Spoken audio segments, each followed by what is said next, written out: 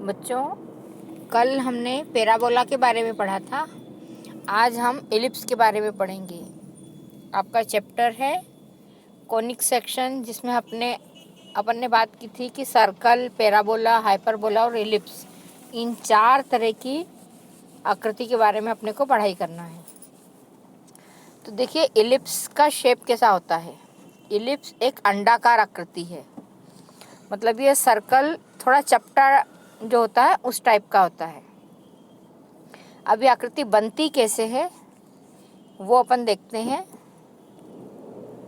देखिए, ये अपन ने बात की थी कि जो हमारे पास एक कोन के आकार का एक कोई सॉलिड टुकड़ा है, उसको हम इस तरह से काटें। ये हमारा प्लेन है, ये प्लेन है, और ये हमारे पास कोन के आकार की चीज़ है। तो इसको जब हम यहाँ से काटेंगे तो अभी हमें एक ये दिखाई दे रही है, लेकिन जब हम इसको ऊपर से देखेंगे तो 3D स्पेस में हमें इस तरह का एक अंडाकार शेप दिखाई देता है। ऊपर का हिस्सा कट के अलग हो जाएगा आपका, और ये जो आकृति दिखेगी, इस आकृति को हम इलिप्स कहते हैं, जो कि गोलाई लिए हुए होती है, लेकिन दोनों सिरे उसके कुछ चपटे होते हैं, जिसे हम अंडाकार आकृति कहते हैं। अब इलिप्स की जो विशेषता है, जो प्रॉपर्टी है, वो देखेंगे हम। देखिए, जो शेप मिलता है वो हमें ये होता है। अब इसमें ये इलिप्स की डेफिनेशन है, set of all points in plane the sum of whose distance from 2 points in the plane is a constant. अब इसमें क्या होता है कि यहाँ पे इसमें हम सर्कल का जिस तरह से एक पॉइंट लेते हैं कि यहाँ से हम इक्वल डिस्टेंस पे कोई पॉइंट को ले सकते हैं, तो इसमें ये सर्कल का शेप नहीं होता है। तो समझ लो कि हाफ हाफ 2 सर्कल जैसे होते हैं। इसमें 2 फोकस होते हैं, F1 और F2। सर्कल के सेंटर की जगह इसमें 2 फोकस होते हैं। अब इन फोकस की जो विशेषता होती है वो ये होती है कि हम जिस तरह से सर्कल का सरकमफ्रेंस होता है, उसी तरह इसकी जो बाउंड्री है, उस बाउंड्री पे कोई भी पॉइंट लें, उस पॉइंट की दोनों फोकस से दूरी हमेशा बराबर होती है। वो इस तरह से होती है P1 F1। ये देखिए, P1 F1 की दूरी P1 F2 से जो दूरी है वो, इन दोनों का सम P1 F1 और P1 F2, ये जो दूरी है। अब हम कोई दूसरा पॉइंट P2 लेते हैं, तो इस P2 पॉइंट की F1 और F2 से दूरी जो होगी उसका सम बराबर होगा। तीसरा पॉइंट लिया हमने P3, तो P3 की F1 और F2 से दूरी, तो P3 F1 plus P3 F2, इन दोनों का सम जो होगा वो P1 F1 plus P1 F2 के बराबर होगा। P2 F1 plus P2 F2 और P3 F1 plus P3 F2। इस तरह से ये दूरी हमेशा बराबर होती है। ये इसकी विशेषता है।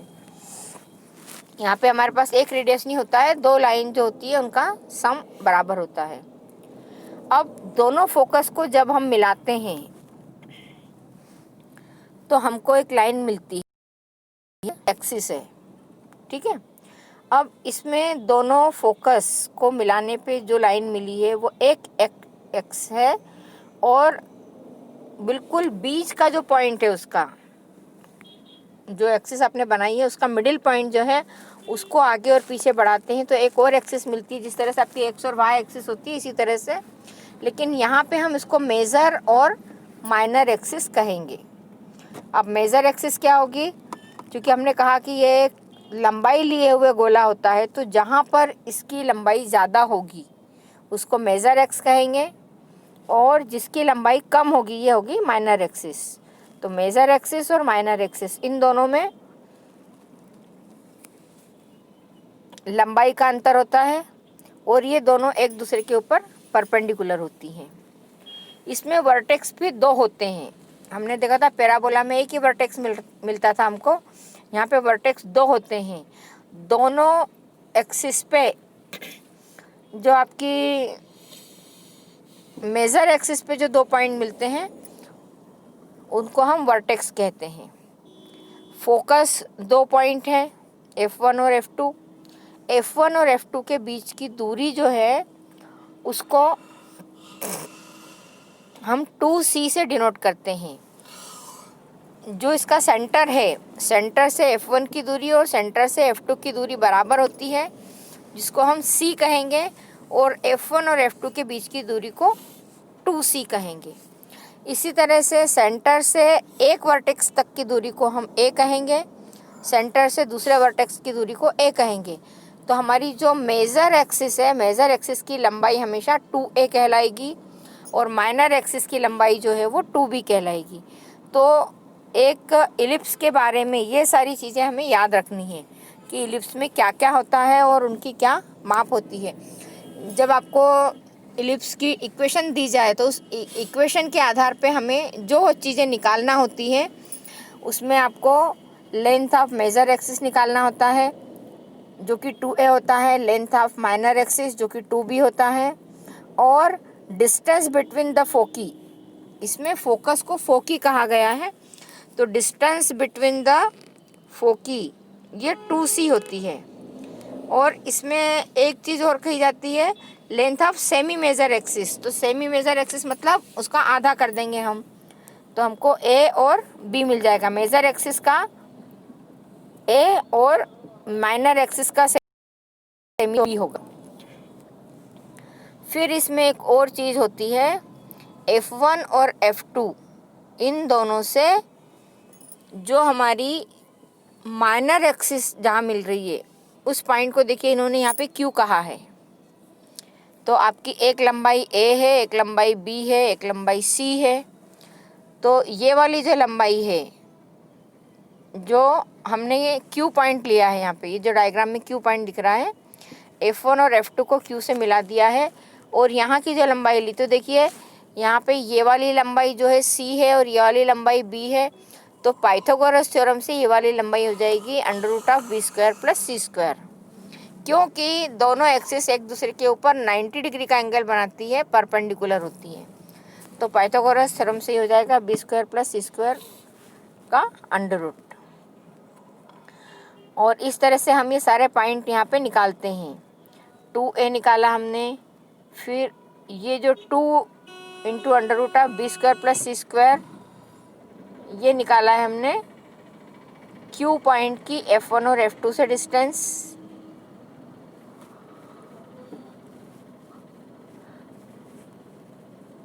और ये जो लंबाई निकाली है, इस लंबाई को हमने इसलिए निकाला है कि यदि हमें इक्वेशन दी जाती है इलिप्स की इक्वेशन का फॉर्म अभी हम देखेंगे, तो उसमें A और B हमको मिलता है और C वाली डिस्टेंस हमको फाइंड करना होती है। तो C वाली डिस्टेंस फाइंड करने के लिए हमारे पास फॉर्मूला हो जाता है C इक्वल है A² - B² का √। और इसी तरह से A की वैल्यू यदि हमको फाइंड करना है तो √b² + c², ये पाइथागोरस थ्योरम से ही निकाली है हमने। अब इसमें इन्होंने कहा है किसी स्पेशल केस में, इलिप्स के किसी स्पेशल केस में, जब F1 और F2 दोनों कैसे हैं, बराबर हैं, और F1 F2 के साथ साथ ही A और B यदि बराबर हों, तो A और B यदि बराबर होंगे तब क्या होगा, A² बराबर हो जाएगा B² के, या A बराबर हो जाएगा B के, तो हमारा इलिप्स सर्कल में कन्वर्ट हो जाता है। तब उसको हम इलिप्स नहीं कह के सर्कल ही कहेंगे। और यदि A C के बराबर हो जाता है, A और C यदि आपस में बराबर है, तो वो सिर्फ तब पॉसिबल है जब B 0 हो, और B यदि 0 होगा तो आपका इलिप्स जो होगा वो रिड्यूस हो जाएगा किसी लाइन सेगमेंट में। तो आपको एक इलिप्स का शेप नहीं मिलते हुए, देखिए यहाँ पे जो दे रखा है नीचे डायग्राम, ये आपको एक स्ट्रेट लाइन मिलेगी। इसके बाद देखिए अब ये इन्होंने आपको दे रखी इक्वेशन ऑफ इलिप्स। इलिप्स के कोऑर्डिनेट्स हम कैसे लेंगे वो देखो। और इलिप्स भी हमारे पास दो तरह के होते हैं। जिस तरह से हमने देखा था कि पैराबोला, चार तरह के पैराबोला थे जिनके बारे में हमने अलग अलग इक्वेशन देखी थी, और उसकी टेबल भी मैंने आपको बताई थी कि कौन सा वाला पैराबोला होगा तब कौन सा वाला आपको फॉर्मूला लगाना है। उसकी एक टेबल है जो कि मैंने आपको बतलाई थी। अब इलिप्स में देखिए, इलिप्स में आपका जो इलिप्स बन रहा है आपके ग्राफ पे, यदि आपकी मेजर एक्सिस जो है वो एक्स एक्सिस पे आती है, इसका बीच का जो पॉइंट है मतलब माइनर एक्सिस वाला जो पॉइंट है वो ओरिजिन पे आ रहा है, तो ये पहले वाला डायग्राम जो है, यदि मेजर एक्सिस एक्स एक्सिस पे आ रही है तो आपकी इक्वेशन बनती है इलिप्स की x square upon a square plus y square upon b square equal 1। और यहाँ पे क्या होगा, ए बड़ा होगा बी से, ठीक है। और इनके सबके कोऑर्डिनेट्स देखो, यहाँ पे F1 और F2 जो दो फोकी हैं, दोनों फोकी के कोऑर्डिनेट्स क्या हो जाएंगे, 0 आपका ओरिजिन से पॉइंट बी तक की दूरी, यहाँ से यहाँ तक की पूरी दूरी जो है इसको हम ए कहेंगे, यहाँ से यहाँ तक की पूरी दूरी जो है उसको हम बी कहेंगे, और ओरिजिन से फोकी तक की दूरी जो है उसको हमने सी कहा है। तो ये वाली दूरी यदि सी है तो F2 के कोऑर्डिनेट्स हो जाएंगे C0, क्योंकि ये एक्स एक्सिस पे है तो C0, और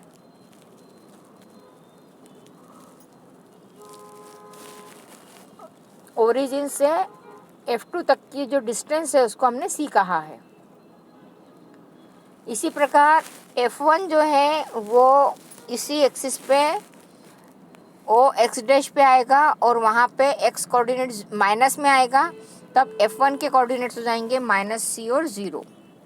जबकि हमने कोई पॉइंट P इसके बाउंड्री पे लिया है जिसको हम P कह रहे हैं, उसके कोऑर्डिनेट्स हैं x y। इसी का थोड़ा सा बदला हुआ रूप ये देखिए, यहाँ पे आपको एक और एलिप्स मिल रहा है। इस एलिप्स में क्या हो रहा है कि आपकी जो मेजर एक्सिस है वो y एक्स पे आ रही है और माइनर एक्सिस जो है वो x एक्सिस पे आ रही है। तो अब यहाँ पे क्या होगा, यहाँ पे आपका a बड़ा है और b छोटा है, तो ऐसे वाले फॉर्म में आपकी इलिप्स की इक्वेशन हो जाएगी x square upon b square plus y square upon a square. तो इक्वेशन को देख के आपको डायग्राम समझ में आ जाना चाहिए, या इक्वेशन देख के आपको पता चल जाना चाहिए कि ये कौन से वाला इलिप्स है। दो इलिप्स हैं, दोनों में से कौन से वाला इलिप्स है। अब यहाँ पे ये सारे कोऑर्डिनेट्स बदल जाएंगे। यहाँ पे आपका फोकस कहाँ आएगा, वाई एक्सिस पे आएगा।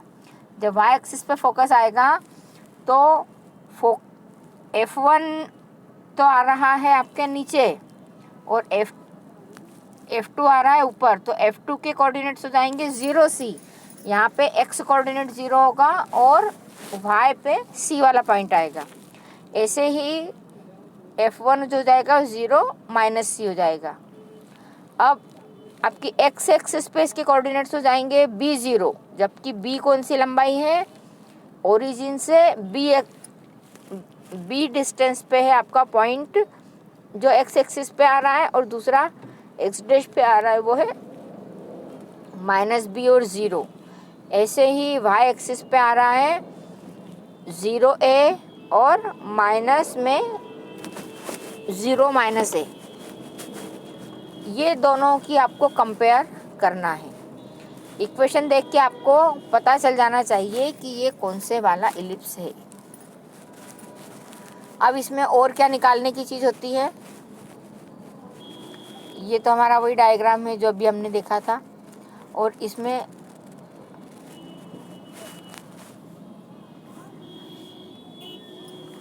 ये सारी लंबाइयाँ कैसे निकालते हैं वो बता रखा है, लेकिन अपन इसके बारे में डिस्कस कर चुके हैं कि 2A क्या होता है, 2B क्या होता है, C क्या होता है। अब देखिए इसमें एक और चीज़ होती है, हमने इसके वर्टेक्स के कोऑर्डिनेट देखे, फोकी के कोऑर्डिनेट देखे, और मेजर और माइनर एक्सिस की लंबाई देखी, C की लंबाई देखी, A और B को देखा। अब इसमें एक चीज़ आती है लेटस रेक्टम। ये लेटस रेक्टम की जो पोजीशन होती है ये दोनों में पैराबोला एलिप्स में अलग अलग होती है। पैराबोला में हमने कहा था कि जो लेटस रेक्टम होता है वो फोकस से होके जाने वाली वो लाइन होती है जो कि एक्सिस के या तो एक्स एक्सिस के या तो वाई एक्सिस के पैरेलल होगी और दोनों सतह पर उसको टच करेगी। अब यहाँ पे देखिए आपका लेटस रेक्टम जो बन रहा है, ये लेटस रेक्टम यहाँ पे दिखा रखा है F1 और F2 से। आपको लेटस रेक्टम की लंबाई भी निकालना है। Find the length of latus rectum of the ellipse. तो यहाँ पे इन्होंने कहा है AF2।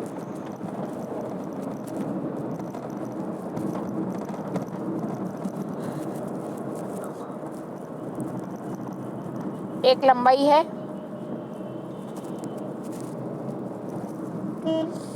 और ये जो लंबाई है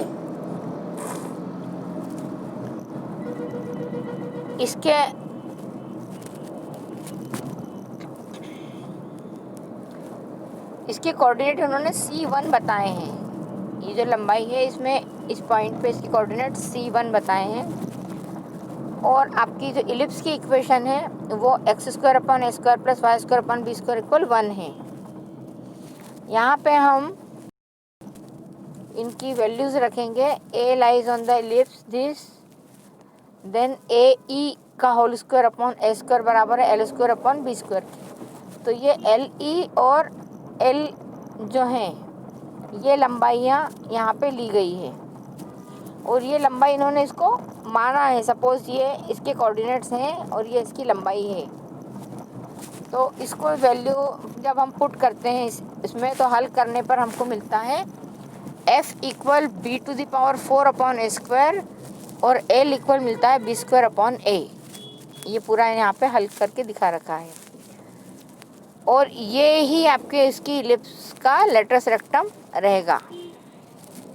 लेकिन हमको यहाँ पे यही ध्यान रखना है कि ये कौन से एक्सिस पे आ रही है।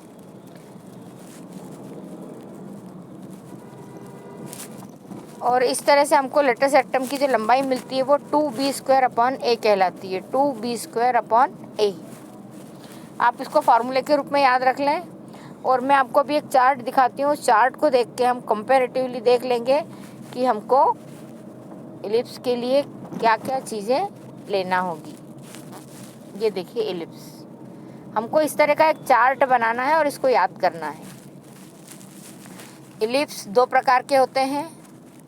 एक होता है जिसमें a² बड़ा होता है b² से और उस इलिप्स की इक्वेशन होती है x² upon a² plus y² upon b² equal 1, जिसके सेंटर के कोऑर्डिनेट्स होते हैं 0 0।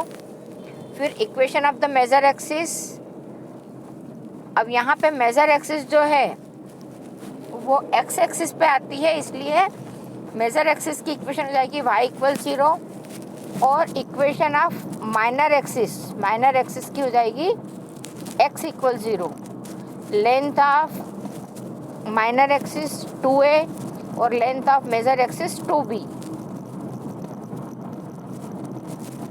इसके फोकी के कोऑर्डिनेट्स हो जाएंगे प्लस माइनस c और 0, या फिर इसको हम AE भी लिख सकते हैं, जहाँ पे E क्या है वो अभी अपन देखते हैं। तो या तो AE और 0 लिखेंगे या फिर प्लस माइनस C और 0। प्लस माइनस इसलिए कि दो फोकी होगी, एक प्लस वाली और एक माइनस वाली, लेकिन दोनों की वैल्यू जो होगी वो। फिर इसका वर्टेक्स होता है प्लस माइनस A और 0। मेजर एक्सिस पे जब आता है तो प्लस माइनस A और 0 आता है। और इसकी डायरेक्ट्रिक्स जो होती है, डायरेक्ट्रिक्स की इक्वेशन होती है x equal plus minus a upon e और लेंथ ऑफ लेटस रेक्टम होती है 2b² अपॉन a। इतना पूरा याद करने के बाद अब हमको एक और इलिप्स मिल रहा है जिसमें कि a² को b बड़ा बता दिया है। या तो हम वो लिखें या तो हम यह कर सकते हैं कि x² के अपॉन में a² और y² के अपॉन में b² लें। लेकिन इन्होंने आपको बता रखा है x square upon b square plus y square upon a square, मतलब एक्स के नीचे जो संख्या आएगी वो हमारी छोटी है। जब ये वाली कंडीशन होगी तब क्या होगा, इनकी एक्सिस चेंज हो जाती है, मेजर और माइनर एक्सिस चेंज हो जाती है, तब भी सेंटर के कोऑर्डिनेट 0 0 रहेंगे। फिर आपके पास में इक्वेशन ऑफ मेजर एक्सिस की इक्वेशन हो जाएगी x इक्वल 0, माइनर एक्सिस की इक्वेशन हो जाएगी y इक्वल 0, और यहाँ पे भी लेंथ ऑफ माइनर एक्सिस जो है वो 2a है, length of major axis is 2b है।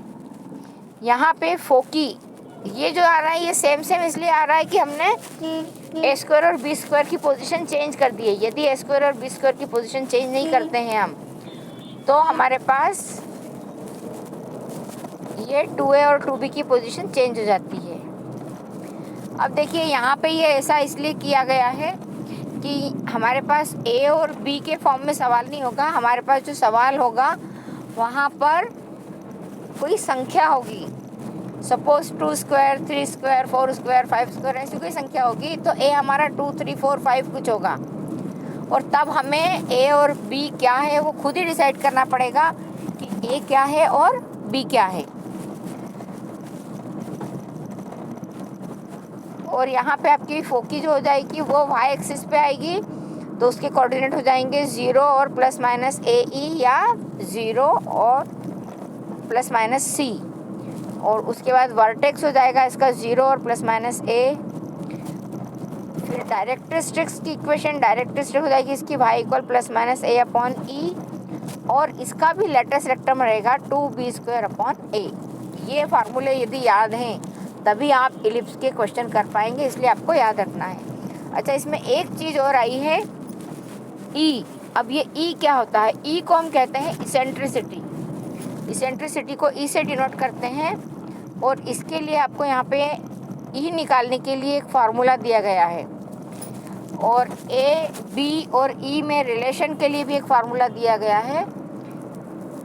ये फार्मूला दोनों में अलग अलग है। आपकी फर्स्ट पोजीशन वाला जो इलिप्स है उसमें होता है बी स्क्वायर इक्वल ए square into 1 minus E square, और दूसरी पोजीशन वाले इलिप्स में होता है बी स्क्वायर इक्वल ए square into 1 minus E square. अब आपको ये सारे फॉर्मूले याद रखना है और आगे के सवाल करना है।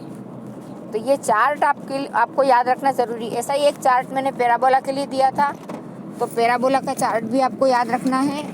पैराबोला के क्वेश्चन के लिए उसमें 4 फॉर्म होंगे पैराबोला में, और इलिप्स में 2 फॉर्म होंगे। अब देखिए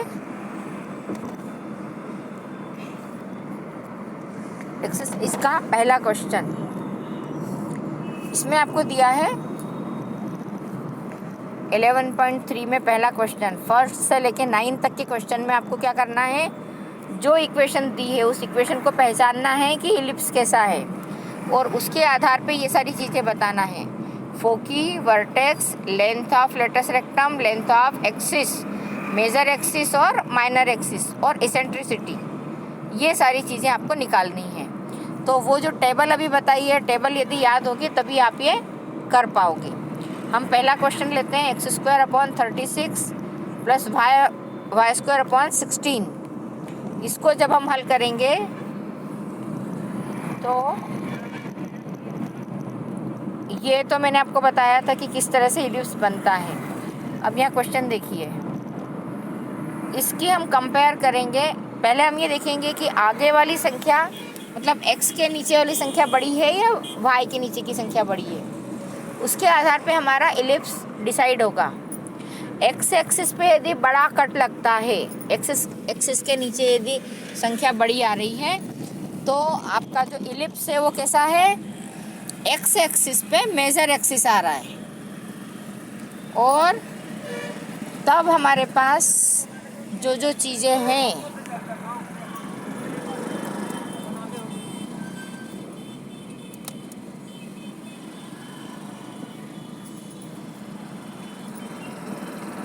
उनको लेके बाकी की चीज़ें हम निकालेंगे। ये जो इक्वेशन है इसमें हमको क्या दे रखा है कि हमारा एक्स स्क्वायर अपॉन 36 बड़ा है, या उसको बोलते हैं लॉन्गर या ग्रेटर। वाई स्क्वायर अपॉन 16 से, और नीचे जो संख्या दी है उसका हम स्क्वायर रूट निकाल लेंगे। स्क्वायर रूट से हमको ए और बी की वैल्यू फाइंड होती है। तो एक्स स्क्वायर अपॉन 36 है तो ए हो जाएगा हमको 6 और बी हो जाएगा 4, क्योंकि वाई स्क्वायर के नीचे 16 है, उसका स्क्वायर रूट निकाला तो 4 आएगा। अब सी के लिए हमारे पास फार्मूला है, सी इक्वल होता है under root of A square minus B square. तो हमने सी की वैल्यू निकाली, 36 माइनस 16 20 आया अंडर रूट में, और इसको हम लिख सकते हैं 2√5। सी की वैल्यू निकाल ली। सी की वैल्यू के बाद हमने यहाँ पे ये देखा कि हमारा ए स्क्वायर जो है वो बी स्क्वायर से बड़ा है। इसका सेंटर 0 0 रहेगा। मेजर एक्सिस इसका जो है वो एक्स एक्सिस पे आ रहा है, मेजर एक्सिस एक्स एक्सिस पे आ रहा है। तब हमारा इलिप्स जो है पहले वाली जो पोजीशन है, पहला इलिप्स जो देखा था हमने उस टाइप का है। अब इसमें देखिए सबके कोऑर्डिनेट्स, पहले फार्मूला लिखो और उसकी वैल्यू रखो। आपको ए बी और सी हैं, ई ही आपको निकालना पड़ेगा। तो ई निकालते हैं। इसेंट्रिसिटी ई के लिए एक फार्मूला है सी अपॉन ए, या तो सी अपॉन ए लिखेंगे या तो हम लिखेंगे under root of A square minus B square upon a. तो हमने सी निकाल लिया है तो हम सी अपॉन ए की इसेंट्रिसिटी लिखेंगे। अब कोऑर्डिनेट ऑफ फोकी हो जाएगा प्लस माइनस सी 0, ये फार्मूला है। सी की वैल्यू है हमारे पास में 2√5, तो सी हो जाएगा प्लस माइनस 2√5 और 0। फिर हम निकालेंगे वर्टेक्स। वर्टेक्स के लिए फार्मूला है प्लस माइनस A0, और A है हमारे पास 6, तो वर्टेक्स की कोऑर्डिनेट हो जाएंगे प्लस माइनस 6 और 0।